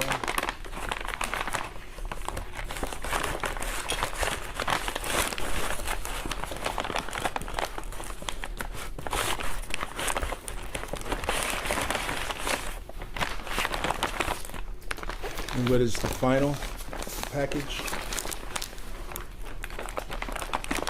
My E3, Okay. And what is your E3? Officer Alejandro's firearm. Okay. You see your initials on it from June 23rd? Yes, Okay. Gonna mark that as 187 for identification. You would cut it open.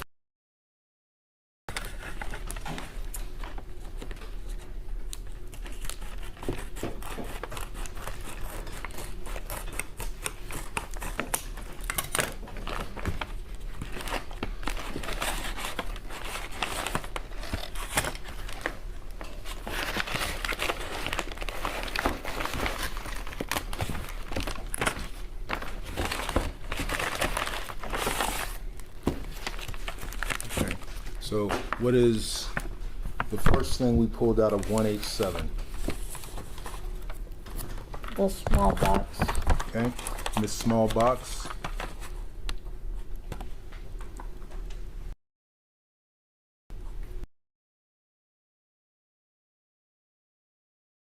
There. And what is the date on the small box, which will be marked 187A or Alpha? 9/11 of 23. Is that the same date that you saw on the small box that was inside 186 and 185? Do Yes, you sir. remember it?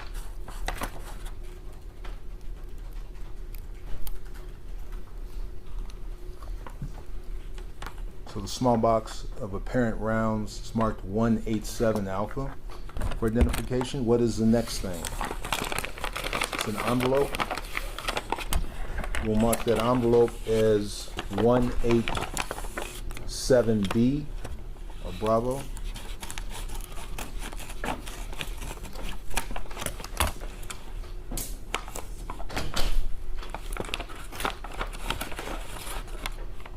Out of 187B, you pulled what? The round from the chamber. We'll mark that as 187B1.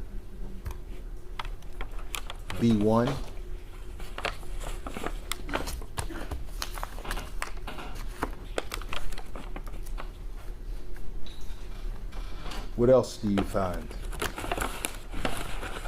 The magazine. We'll mark the magazine as 187B2.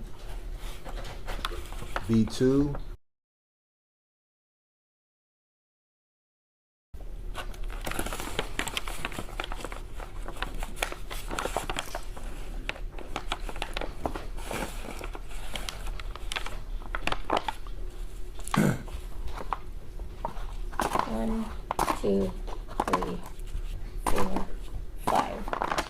Count 5 loose rounds Yes. inside 187B.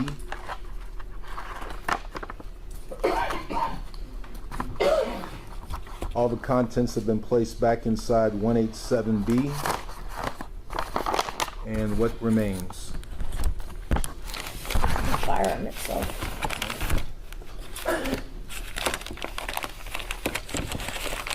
On that outer packaging, I'll mark that as 187C.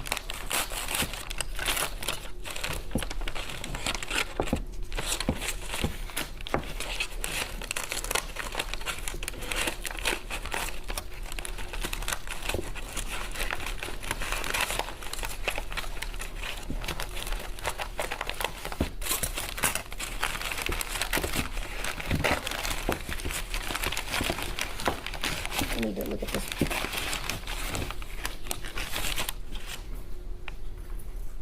Hold on, he needs to check. Okay, and this is the firearm, Yes, sir. and we will mark it as 187.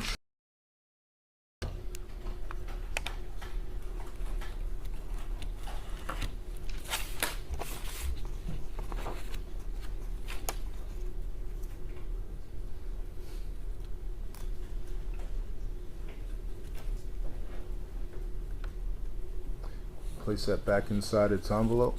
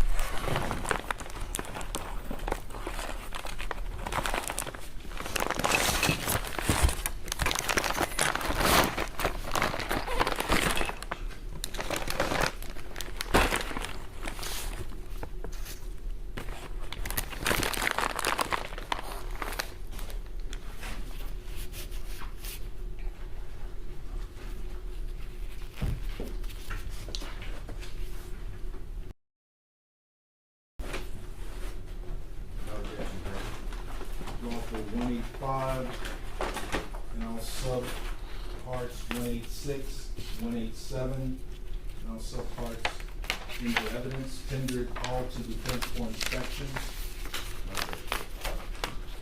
Alfred Flores, no objection, Judge. No objection from the witness, sir. All right, they're all admitted.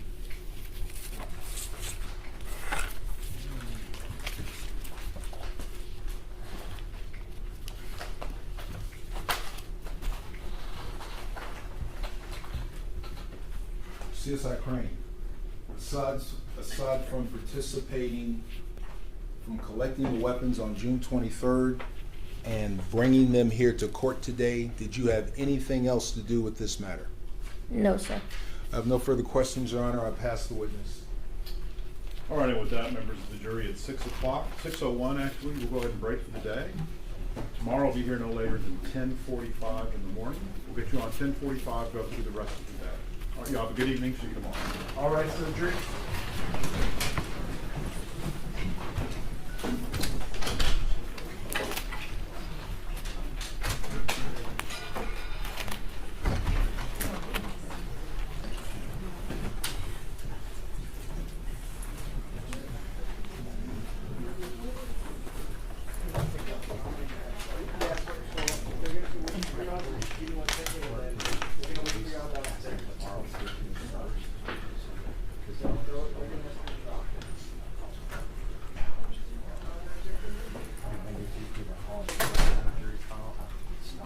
You need me to sign something? Yes, ma'am. Okay.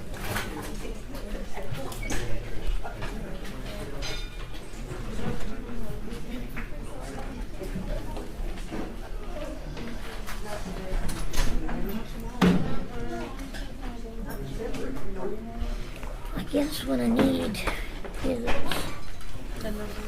yeah, The exhibit numbers or your numbers?